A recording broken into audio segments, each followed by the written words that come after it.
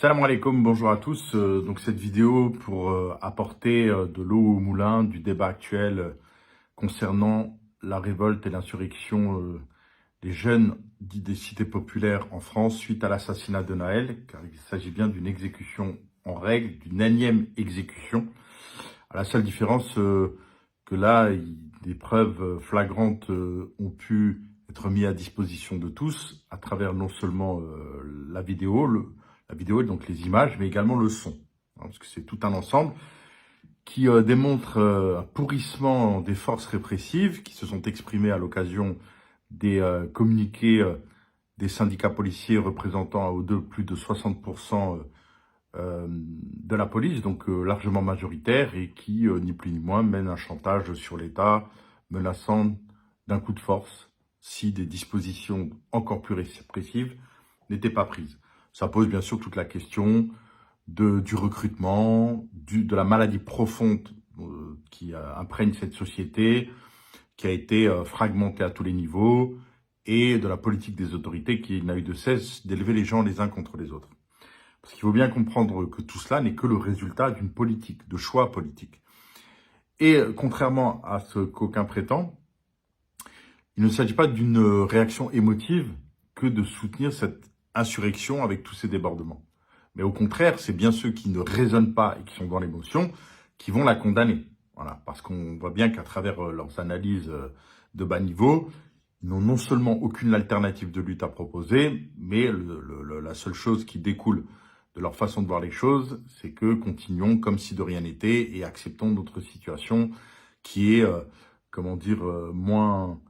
moins grave qu'une situation insurrectionnelle qui risquerait encore de voir notre situation encore plus dégradée. C'est de ça dont il s'agit en fait. Si on devrait résumer, c'est-à-dire que en situation d'esclavage sur un champ de coton, vous auriez des esclaves qui se révoltent et qui vont détruire les entrepôts de coton ou le hangar où sont déposés les outils, ou alors le dispensaire dédié aux esclaves, ou même des structures d'encadrement, et qu'on considérait que ces esclaves ont dépassé toutes les bornes et que les contremaîtres esclaves allaient condamner ces esclaves et allaient se ranger du côté des forces répressives et aller appeler au calme. C'est un petit peu effectivement de ce dont il s'agit. Donc l'émotion, elle est bien de ceux qui ne réfléchissent pas et qui condamnent sans même se rendre compte qu'est-ce que veut dire que condamner cette insurrection. Cette insurrection est salutaire à plus d'un titre. Et c'est ce que je vais tenter de démontrer ici, par une analyse froide, claire, sur un diagnostic précis de la situation. Déjà, ce qu'il faut savoir, c'est que l'assassinat de Naël est une longue suite d'assassinats visant toujours la même catégorie de la population et sans victimisation aucune. Je parle de faits et de chiffres. Depuis le début des années 70, c'est plus de 300 assassinats répertoriés, avec une accélération depuis la loi de 2017 qui permet aux autorités, aux forces policières d'ouvrir le feu dès lors qu'il y a un refus d'obtempérer. Sachant que le refus d'obtempérer, à la base, c'est un délit routier. Il n'y a rien de pénal, contrairement à ce que certains malades s'imaginent. Il s'agit simplement d'un délit routier, qui est traité d'ailleurs dans tous les autres pays dits civilisés du monde. Là où je vis par exemple au Maroc, où je vis entre le Maroc et les Émirats, dans ces deux pays, personne ne meurt pour un refus d'obtempérer. Et Dieu sait s'il y a des refus d'obtempérer que j'ai constaté moi-même à maintes reprises ici dans les rues de Marrakech ou même à Dubaï. Les gens qui refusent de s'arrêter lors d'un contrôle, qui font demi-tour, qui tentent de s'extraire au contrôle, soit parce qu'ils sont en défaut d'assurance, en défaut de permis, quelles que soient les raisons. Et en aucun cas, ceci ne provoque mort d'homme ou tir. Non, il y a une enquête qui est menée, voilà, il y a des mesures de sécurité, des mesures d'enquête qui permettent ensuite d'appréhender les gens, de leur soumettre, d'établir un procès verbal, ou s'il y a mise en danger réelle d'autrui, bien sûr, ça peut aller jusqu'à un emprisonnement, une peine de prison, au cas où il y a mise en danger. Mais en aucun cas perdre la vie. Et encore moins quand il s'agit d'enfants, parce que c'est bien de ça dont il s'agit, d'adolescents, encore une fois. Donc c'est bien ça pour replacer les choses de leur contexte, et encore une fois, en dehors de toute forme d'émotion, il s'agit d'assassinats qui touchent une catégorie de population donnée. Et ça, encore une fois, je suis factuel, reprenez les noms de ceux qui, ne serait-ce que sur les derniers 24 mois, ont été victimes d'assassinats. Reprenez les noms de ces gens, leur origine, ils sont tous issus, je dis bien tous, issus de l'immigration post-coloniale. Et j'insiste là-dessus, post-coloniale, parce que le post-colonial, ça veut dire ce que ça veut dire. C'est-à-dire que ces populations ne sont pas arrivées en France par hasard. Et ces vagues de migratoires qui sont, condamnées par un pan de la société, à juste titre, moi qui ne vis plus en France depuis 20 ans, qui ne me considère pas comme français, mais qui n'ai pas d'animosité, aucune envers le peuple de France, mais réellement contre des politiques menées par une république scélérate, impérialiste et raciste, j'insiste, racisme institutionnel. Le racisme ordinaire, il n'est pas plus répandu en France qu'ailleurs, il existe partout, et encore une fois, c'est une question d'ignorance, et ça se règle très très facilement à partir du moment où on met des politiques éducatives permettant de régler ça. Je parle du racisme systémique, institutionnel, qui vise à catégoriser les gens et à les placer sur une échelle de race, et à partir de là, de faire que tout le monde n'a pas les mêmes droits suivant leur origine ethnique. Et ça, c'est la situation en France, et c'est d'ailleurs bien pour cela que les statistiques ethniques sont interdites, parce qu'elles révéleraient une situation d'apartheid incroyable. Elles révéleraient de pourquoi, faudra expliquer pourquoi, si on prend la population subsaharienne, africaine ou nord-africaine, donc maghrébine, pourquoi représente-t-il un taux aussi élevé en milieu carcéral? C'est pas logique. Leur taux de représentation dans la prison devrait être égal à leur taux, à leur nombre, à leur proportion de la population. Or, ce n'est pas du tout le cas. Donc, ça prouve bien qu'il y a un problème. Et ceux qui disent qu'il y a un problème avec les différentes vagues migratoires postcoloniales ont tout à fait raison. Mais il faut pas se tromper de problème. Autrement dit, si récemment, depuis quelques années, on a vu des Afghans en France, alors que moi qui suis venu en France auparavant, j'en avais jamais vu, c'est depuis que l'État a eu comme lubie, dans le cadre des forces impérialistes, d'aller tenter de relooker les Afghans. C'est bien parce que on intervient chez les gens, on pille les gens, on occupe leur pays militairement, que on se ramasse en sens inverse des vagues migratoires. Voilà, c'est aussi simple que ça.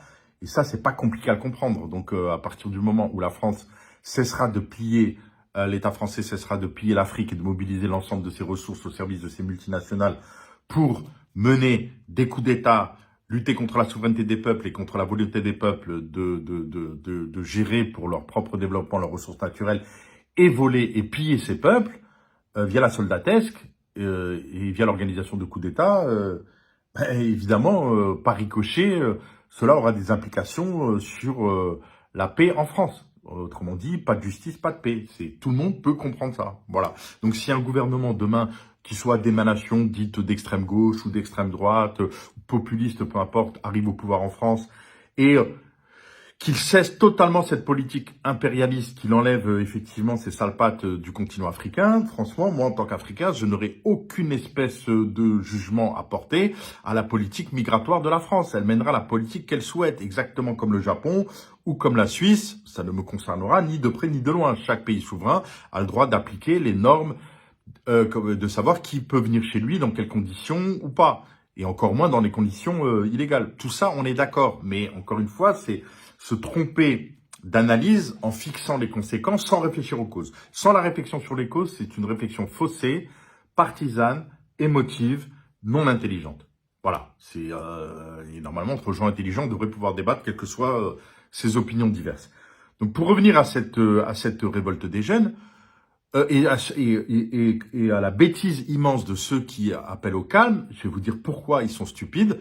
Pour une raison très simple, c'est que la dernière fois qu'il y a une révolte, il faut remonter à 2005, donc il y a 18 ans. C'est-à-dire que ce type de révolte généralisée, qui n'est pas cantonnée à un endroit géographique, mais qui touche l'ensemble du territoire, c'est extrêmement rare. Ça demande effectivement un certain nombre de circonstances mises en place, c'est vraiment rare.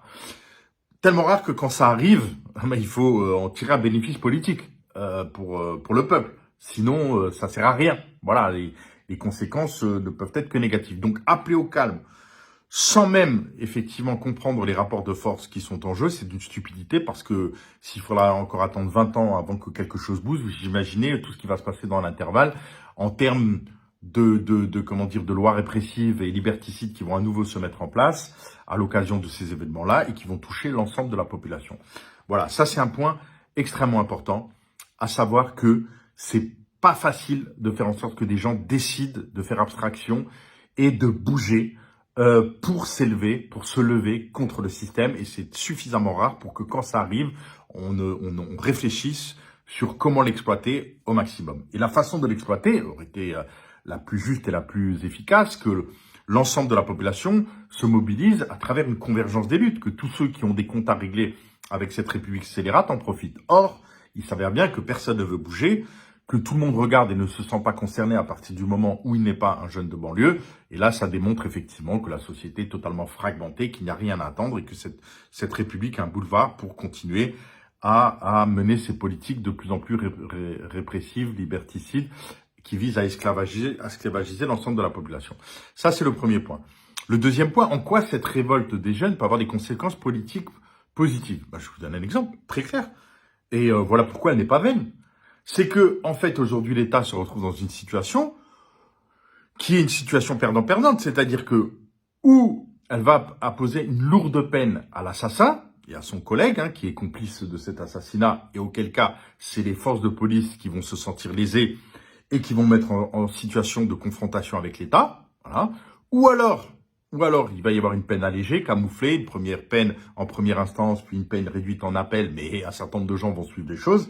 Et auquel cas, ce sera effectivement la réalité de l'aveu d'impuissance et de la complicité de l'État vis-à-vis de ces forces répressives. Et ça voudra dire ce que ça voudra dire. Donc, révéler cette hypocrisie des rapports de force en jeu, ce sera le résultat direct de cette révolte. Donc voilà, c'est pas une révolte vaine, elle a immédiatement des conséquences politiques.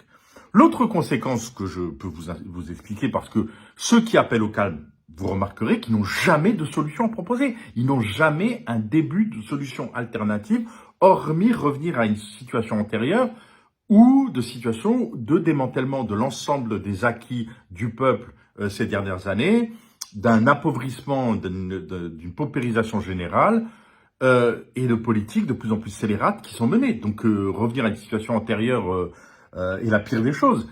Donc condamner sans proposer de solution alternative est une position de lâche. Et en termes d'analyse politique, parce que tout n'est que le résultat de choix politiques. Raisonnons 2 secondes. Cette situation qui a mené à ce chaos momentané, il est dû à quoi? Il est dû à un cantonnement et à une ghettoisation d'une partie de la population marginalisée depuis des décennies. En l'occurrence, encore une fois, les descendants de l'immigration postcoloniale cantonnés dans les ghettos. Il y a d'autres pays, je pense notamment à la Suisse, qui en termes de proportion a beaucoup plus d'immigrés que la France. D'accord? Puisqu'en Suisse, on doit être à 17-18% population étrangère, originaire essentiellement des Balkans. Pourquoi en Suisse, ils n'ont pas ce type de problème? Parce que regardez l'urbanisme suisse, des villes suisses, il n'y a pas de ghetto en Suisse. Il y a une véritable mixité sociale en Suisse. Il y a un véritable état de droit à tous les niveaux, qui fait qu'effectivement, il y a une politique de la ville qui est pensée pour que ce genre de choses ne puisse pas arriver, pour que les terreaux favorables à ce genre de mise au banc, du lieu de mise au banc, donc de la banlieue, n'arrivent pas. Donc, il n'y a pas de fatalité. Et très concrètement, au moment du Covid, il y a 300 milliards d'euros qui ont été injectés en France pour que dalle, pour saupoudrer, pour faire en sorte que, quoi qu'il en coûte, il y a un calme qui soit maintenu. Alors qu'on a confiné les gens, qu'on a mis l'économie en danger, y compris l'économie et d'abord des artisans et des commerçants. 300 milliards ont été débloqués. Vous savez qu'avec ces 300 milliards qui ont servi à rien, dans des politiques totalement stupides, de gestion effectivement de cette pandémie, ces 300 milliards aujourd'hui permettraient de régler définitivement, mais je dis bien définitivement, et vous pouvez poser la question à n'importe quel urbaniste qui connaît le sujet, qui vous le confirmera, avec 300 milliards, ça donne exactement les moyens de raser 100% des ghettos en France. 100%. De reloger les gens dans une mixité sociale, pour renouer du lien au sein de la nation, faire une école de la République, en l'occurrence de la véritable République pour le coup, qui n'applique pas un racisme social, mais qui met en exergue ce qu'elle prétend être, à savoir une République liberté, égalité, fraternité pour tous. Donc, avec 300 milliards, il y a possibilité de raser l'ensemble de ces ghettos et de régler une fois pour toutes le problème. Il y a juste à prendre exemple sur les Suisses, par exemple. C'est-à-dire que c'est pas irréversible. Mais pourquoi l'État ne fera jamais cet effort de débloquer cet argent alors qu'il pourrait en avoir les moyens? Et je le répète, le Covid l'a démontré. C'est que cette élite bourgeoise n'a que faire de ce peuple descendant. C'est pas leur problème. eux, ils préfèrent investir dans les forces de répression, dans la construction de nouveaux centres d'enfermement, dans les prisons, y compris demain de créer des centres de regroupement, de mener des politiques de plus en plus répressives, et ça ne les arrange en rien d'avoir un peuple qui n'a aucune raison de se confronter les uns les autres. Au contraire, leur doxa, c'est diviser pour régner. Donc à partir de là, ils utilisent bien cette politique de ghettoisation comme un ajustement, comme une variable d'ajustement, pour permettre de mettre la pression sur les autres catégories de la population, qui de fait se réfugieront derrière l'État, le même État qui les pompe à travers une fiscalité confiscative, qui vole, il n'y a pas d'autre mot, qui est un racket organisé de leur travail. La fonction des banlieues, de l'existence de ces ghettos, c'est bien ça. Donc les crétins qui appellent au calme, ils n'ont pas de réflexion politique. Ils ne réfléchissent pas plus loin que des dégâts collatéraux inévitables dans le cadre de ces révoltes qui ne sont pas centralisées par un comité de direction, par des groupes d'encadrement et ainsi de suite. C'est inévitable. Et la supercherie là aussi, alors que ces gens manipulés à travers tous les masses médias qui vont focaliser sur les dégâts collatéraux, à savoir sur les magasins pillés, sur les voitures détruites, qui sont des injustices en tant que telles, bien évidemment. Mais il s'agit de ne pas se tromper de coupable et de ne pas fixer les conséquences sans dénoncer les causes. C'est-à-dire que les causes profondes premières de ces débordements, c'est bien ces politiques étatiques menées depuis des décennies. Si on ne veut pas se tromper d'ennemis, c'est évident. Et donc, mettre en exergue ces dégâts collatéraux sans voir le reste. Et le reste, c'est quoi? C'est que ces jeunes se sont très bien organisés. Ils se sont organisés grâce aux réseaux sociaux à travers quelle stratégie, par exemple, qui consistait à attirer les forces de sécurité au sein du quartier pour qu'une partie des groupes descendent vers le centre-ville et créent donc des phénomènes de diversion. Ça a été très bien mené. Des petits groupes disparates qui ont pu mener des attaques et prendre à revers les forces de sécurité à telle enseigne que l'État a dû mobiliser la quasi-totalité des forces disponibles parce que justement, sur l'étendue du territoire, grâce au réseau, encore une fois, il y avait des formes d'organisation qui permettaient effectivement de créer de très très gros problèmes dans la gestion sécuritaire de l'espace public. Donc ça, personne n'a mis le point là-dessus, à savoir l'enseignement de 2005, étant de ne pas limiter la révolte aux banlieues, mais de sortir vers les centres-villes. L'histoire de l'utilisation des mortiers, par exemple, qui était une arme incroyable, dont les Gilets jaunes n'ont jamais pensé. D'ailleurs, les Gilets jaunes auraient bien à apprendre de ces jeunes. L'utilisation massive de ces, de ces mortiers. Vous savez, ces mortiers, ils n'arrivent pas. Vous pouvez pas vous balader avec 200 mortiers sur vous. Il y avait des organisations de jeunes qui étaient là uniquement pour la logistique, pour réapprovisionner les mortiers vers les groupes qui, attaquaient, les forces de sécurité. Donc, il y avait une organisation de ces jeunes, il y avait quelque chose de pensé. Donc, au lieu de focaliser là-dessus, sur le fait d'être admiratif, sur cette capacité à se révolter, sachant que ces jeunes, ils ont rien à gagner. Vous croyez qu'en pillant un Zara ou que sais-je, le bénéfice va être à la hauteur? Pas du tout. Il suffit de voir les milliers d'interpellations. Donc certains vont finir bien sûr par des peines de prison, des inscriptions à leur casier. Ils ont tout à perdre, ces jeunes. Ils ont tout à perdre. Ils le font parce que ils le disent eux-mêmes. Écoutez leur slogan. Ils sont en lutte contre une injustice avec les moyens du bord, dans le cadre d'une relation asymétrique. Donc c'est très facile de condamner sans proposer d'alternative. Voilà. Donc quand on réfléchit, on donne des alternatives. Les alternatives, ça aurait été effectivement que l'État prenne le problème à bras-le-corps depuis longtemps, règle le problème de deux façons. Par une politique urbanistique en France qui supprime l'ensemble de ces ghettos, par une gestion des flux migratoires qui là aussi ne peut passer uniquement que par l'arrêt des politiques impérialistes qui visent à piller notamment le continent africain. Regardez comment les Italiens ont mis un gouvernement d'extrême droite au pouvoir en Italie parce que les Italiens étaient exaspérés par la politique française, étrangère, qui a détruit sous Sarkozy la Libye et où l'Italie a subi toutes les conséquences de la destruction d'un pays souverain comme la Libye. Voilà, alors qu'il n'y avait aucune raison de détruire la Libye, que tout ce qui se passait en Libye était un problème interne à la Libye, exactement comme si aujourd'hui en France, les journaux africains parlaient du Irak français, de l'été français, et appelaient à une force d'intervention internationale pour rétablir l'ordre en France. Enfin, vous voyez ce que je veux dire? C'est de ça dont il s'agit. À partir du moment où l'élite française, l'État décide de détruire des nations souveraines et qu'il y a eu des réactions derrière, et que l'Italie était en premier lieu à subir tout cela, les Italiens on réagit. Donc la première solution pour arrêter ces flux migratoires dont aucun se plaigne, c'est déjà d'arrêter d'aller piller les autres. Voilà, c'est aussi simple que ça. Donc c'est ça réfléchir, c'est ça proposer des solutions. Et à l'inverse, effectivement, de cette de cette politique répressive qui ne peut exister, qui ne peut s'alimenter que effectivement dans le fait de l'endoctrinement, y compris de ces générations d'immigrés post-coloniaux, ou ce qu'on appelle les grands frères ou qui vous voulez, qui sont complètement à côté de la plaque. Et je fais là référence aux organisations dites musulmanes de l'islam de France, qui sont en l'occurrence des relais de l'administration. Et on est là bien dans une gestion post-coloniale, exactement comme ça se passait sous l'Algérie française, où vous avez des relais des indigènes qui étaient là pour servir de courroie de transmission de l'administration coloniale vers les indigènes. Le rôle des organisations dites des musulmans de France et de l'islam de France, ce n'est que d'appeler en permanence au calme, à maintenir le statu quo et à ne jamais, de façon courageuse, proposer de vraies solutions. C'est complètement stupide de s'être immiscé dans cette affaire. Les autorités ecclésiastiques ou le grand rabbinat en France n'a pas émis de communiqué, ce qui est normal. C'est pas leur rôle, ça ne les concerne pas.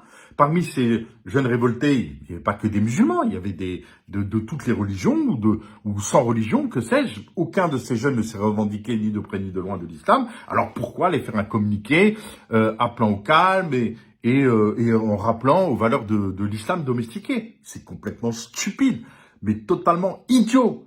Voilà, et donc, et même très grave d'ailleurs en termes de traîtrise, on peut proposer traîtrise envers ces jeunes et traîtrise envers l'ensemble de la communauté nationale, donc ils se réclament.